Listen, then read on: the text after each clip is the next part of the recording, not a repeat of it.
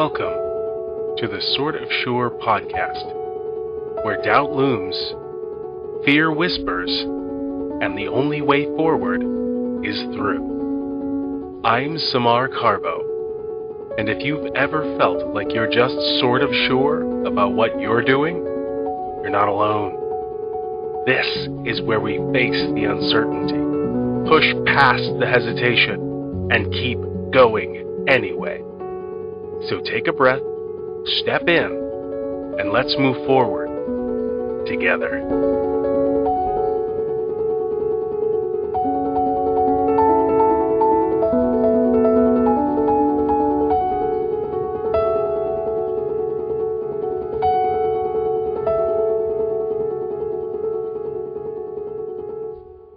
Hello and welcome to the Sort of Sure podcast. As you may have heard in the beginning, my name is Samar Carbo, and I am so glad you're here to join me for a conversation with Joe Leposa. He is the host of the Humanfluence YouTube channel and podcast. He is a titan of a man, and he comes from the same area of the world as me, Western New York. So, he's good people. Before we get on into that, if you have a story to tell, shoot me an email at sortofsurepod@gmail.com. Let's have a listen.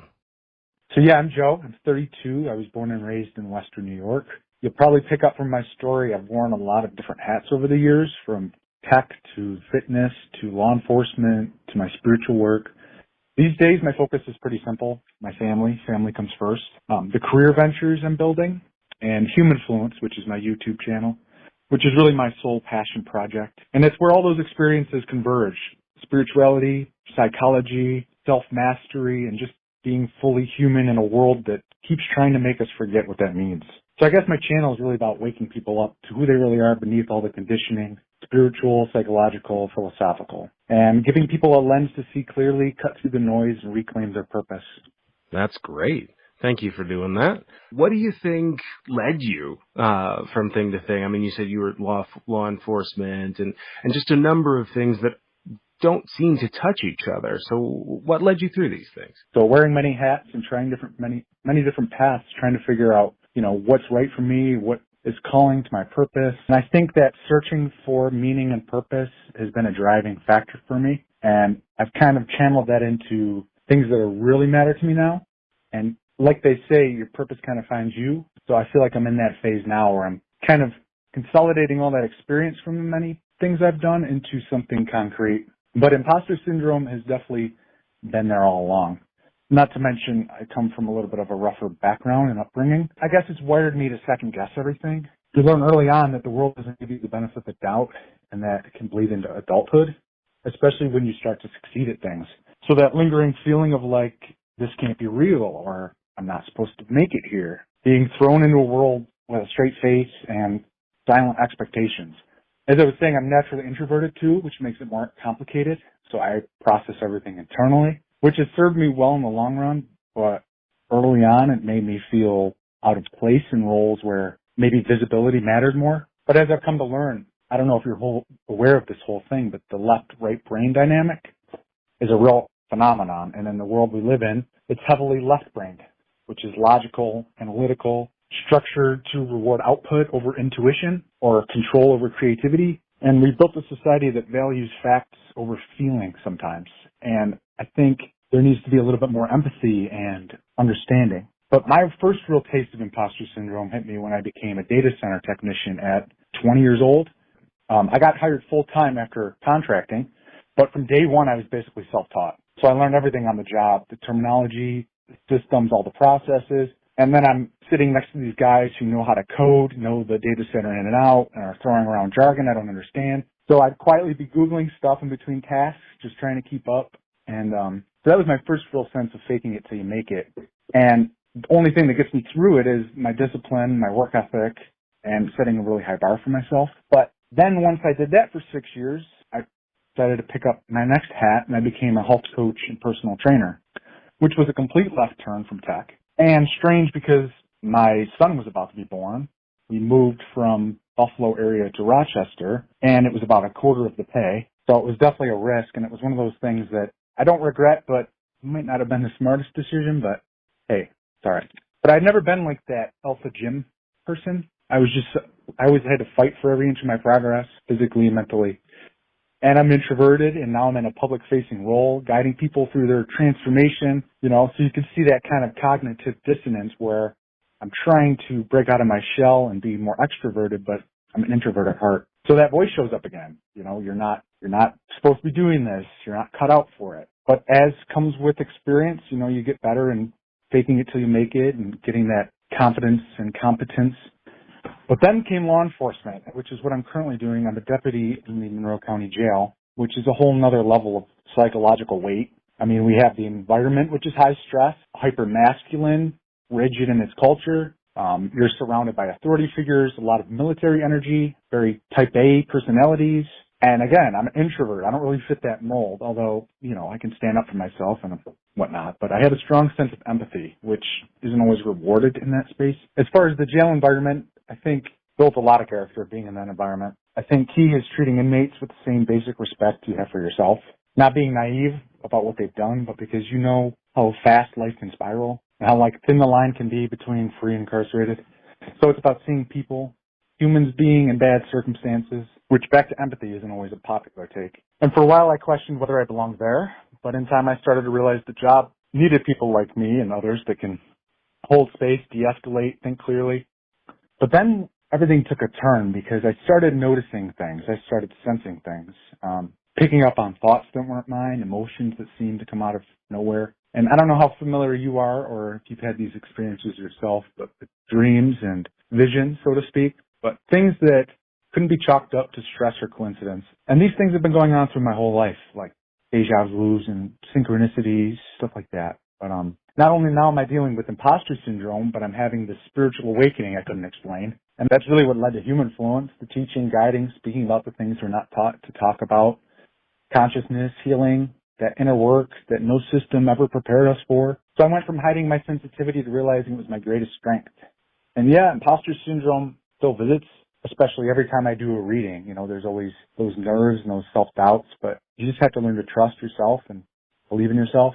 So learning to recognize that voice for what it is. Not always truth. It's not always your intuition. It's just most of the time conditioning. Your mind trying to keep you small. So every stage of growth, everything I've stepped into, that voice has been there, but maybe it'll always be, but I try and just see it as background noise now. Imposter syndrome doesn't come from a lack of skill. It doesn't matter how much experience you stack up, how many people validate you. If you don't believe it internally, none of it lands. You'll keep waiting for permission, keep doubting your place in the room, even when you've earned it 10 times over. So eventually I had to stop chasing certainty and start building confidence from the inside out. Not faking it, but building it. And you do that daily through repetition, through ownership.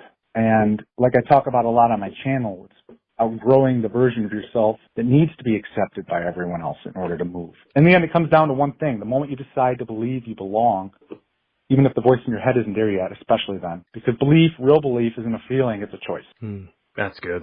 You mentioned you really had to fight for every inch of progress that you've made up till this point in life. I wonder what made you keep fighting? Are there habits that you have in place, or, even before you found your calling in being a psychic, what was the thing, your impetus to just keep going? I think it goes back to the way I was raised.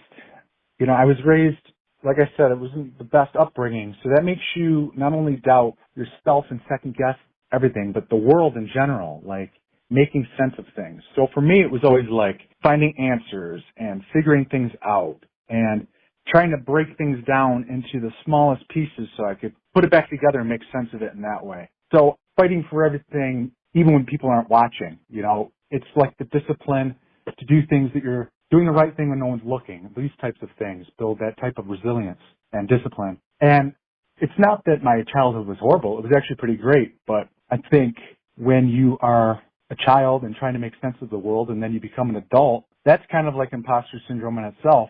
At least it was for me a little bit, trying to make sense of the world. But I think just that drive and that work ethic is something that is so ingrained in me that I learned early in childhood. I learned it through karate when I was a kid. And those are just core values of mine. Oh, that makes a lot of sense. And so do you keep up with karate now, or was it, do you do, I don't know, meditation or affirmations in the morning just to keep yourself on track or anything like that? Yeah, I try and meditate every day. That's like a key habit of mine. I think everybody should meditate, whatever that looks like. It doesn't have to be sitting in a lotus position. You can be walking and meditating. Anything that allows you to let your thoughts pass like clouds. You don't really give any of them too much attention, but you just kind of clear the air. And the deeper you go in meditation and the more you allow your mind to settle, problems that you're facing, answers will come to you out of nowhere. And, these things happen when you have a clean slate and you're not so distracted. And the world nowadays has plenty of distractions, so it's hard for a lot of people to find time to do that. Yeah, you're not kidding. The second people wake up, there's a phone right next to their heads that can tell them anything but what's going on in their own brain. You mentioned you feel imposter syndrome sort of throughout your story. How does it manifest in you? Is it, it really gives you more to move forward, or does it slow you down and make you want to stop? Yeah, that's a great question. If there's some sort of pattern to it, I'd say it doesn't really show up when I'm playing small. It shows up when I'm leveling up, so to speak, like right when I'm stepping to something that actually matters to me. That challenge, that next thing. It's okay to feel like you're an outsider until you're an insider. That's a natural instinct. Or when you're being seen in a new way, like when I'm going from tech to fitness to, being on a YouTube channel or whatever, it's the different ways that you're seen might be new ways of you feeling like an imposter. And then when I started working in the jail, that was a whole nother level of it. But I think it isn't just external, it's internal, of course. I think I've always held myself to a high standard. So self-reliance and performance were survival tools. I think learning to earn everything, but that mindset can backfire too, because even when you've earned it, you still don't feel like it counts unless you bled for it, which is a fine line. You got to find that balance. But the turning point for me was realizing that it's just a voice in my head, It's an old pattern of thinking. It may take years to notice it, but separating your worth from your output is huge, and not living from ego is huge. And it doesn't happen all at once, but it's something that I work on. Yeah, that's so great. And you talk about self-reliance. Do you think that was something that you learned in your childhood, of just no one's coming to save you? Or was that something you picked up later on? I think that I've come to realize that there's some people that are just lucky. There's some people born into whatever family, and they're well off and don't have to worry about anything. And then there's people on the complete opposite end that have to fight nail and tooth for everything. And I think when you realize the breadth of life experiences people have, especially working in the jail and seeing the diversity of people and personalities that come through, it makes you realize that, family's most important and that you really are on your own out there. You know what I mean? You got to make a name for yourself. You have to go that extra mile. You have to, work those extra hours, study for that next certification or whatever it is to move forward. Because when I'm stagnant, I feel like I'm regressing. Yeah, that's so good. And I hear that in a lot of high achievers, that if you're sitting still like a shark, if you're sitting still, you're dying. You got to be moving. You got to be out there trying to make the world a better place. As you talked about your journey and as you were entering more modern times, you said this phrase, which I loved. You said, sensitivity is your greatest strength. How does that work in your current field of working in a county jail? Yeah, that's a great question. There's a diversity of people, not only the incarcerated individuals, but staff members too. And I think when you are in such an environment, and energy is a real thing, it's just like when you walk into a room and feel like if somebody just had a fight, or if you walk into a room and you can feel like there's just residual energy in the air. Have you ever experienced that? Oh, absolutely. Yeah. So you can imagine a jail a housing unit might have 50 plus inmates. So when you're around 50 plus people with all of their, they're in the worst stage of their life, there's energy there that you pick up on. And that's what led me to sign up for a psychic medium course, because I was a skeptic. I didn't really believe in any of this stuff, but I started watching YouTube stuff and reading books about energy and psychics, and all this sort of stuff. And then I decided just to sign up for a class, and it was a 2-day thing, and come to find out I could do this stuff, and now I do readings. This was almost 2 years ago now. But that energy is real, so the sensitivity to things around you can be the greatest strength, because when you pick up on those things, you can connect with people better. You can sense the room and use your intuition to feel out, what the next move is. And I think intuition is something that is so lost in today's age, again, with all of the distractions and the myriad of things we can do. But we all have intuition. We all can feel these things. We just can't always put a name on them, or they aren't strong enough to really be provable, so to speak. But it's definitely a real thing. And the more you dial in to how you're feeling, and going back to meditation, the more you meditate, the more you'll have a clear mind just in general to be able to pick up on these things. But it could be your biggest strength, like I said, because it can really offer you a lot of benefits in your day-to-day life. Yeah, that's awesome. Now, just for general audience knowledge, do you do remote readings as well? Yeah, usually they're over Zoom. Most of them are over Zoom, honestly. I haven't had too many local people. But yes, I do readings over Zoom. Okay, great. So that's one way people can definitely reach you. And of course, we'll get all your info in the show notes so that people can find you. But I want to ask, what sort of advice would you have for someone who's trying to get where you are? You seem to have it figured out. You seem to be in a place that's comfortable, at least for finding your purpose. So what advice would you have for someone who just wants to get to where you are, but they're stuck by self-doubt? I love that. I wish someone had told me back then that feeling like a fraud or feeling like an imposter doesn't mean you're failing. It means you're alive, like you're actually feeling, and living. It means you're standing right on the edge of becoming something you weren't. And yeah, sometimes it hurts, or it's isolating, it's quiet. You walk into rooms and carry that weight silently, thinking everyone else feels solid when you're still, trying to patch holes in the floor beneath you. But the truth is, most people are pretending, and most people are crawling in their own skin, afraid most of the time. They just try and put on a mask and a show, just like you might have to some days. Most people are scared. They're just not loud about it, or they hide it. So I think if someone listening right now feels like this, like they don't belong, I'd say stop waiting for some outside force to come in and give you permission, because that never comes. I think the only permission that matters is the one you give to yourself. And you're not late. It's never too late. You're not broken. You're just early in the process of remembering who you really are underneath all of those masks. You've learned to wear to survive, and that's the ego. I have a lot of videos on ego death on my channel and shadow work, confronting those aspects of yourself that you need to integrate to feel whole. I think that's a huge part of it. I think the one thing most people get wrong about imposter syndrome is they think it's something you're supposed to overcome, like it's a dragon you slay, but I don't think it ever really goes away completely. It might get louder, it might be quieter at times, but it comes down to how vulnerable you are. And if visibility means vulnerability, what do?